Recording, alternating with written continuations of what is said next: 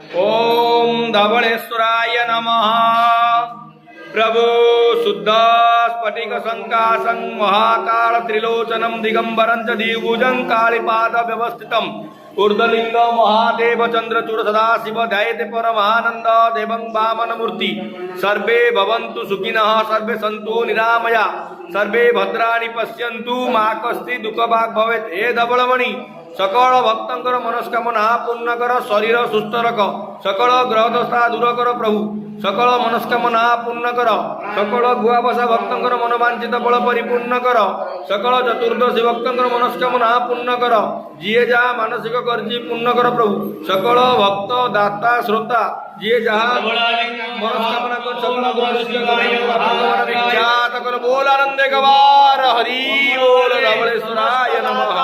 प्रभु दीपं ज्योति परम ब्रह्म दीपं ज्योतिना दीपमे हरतु पाप।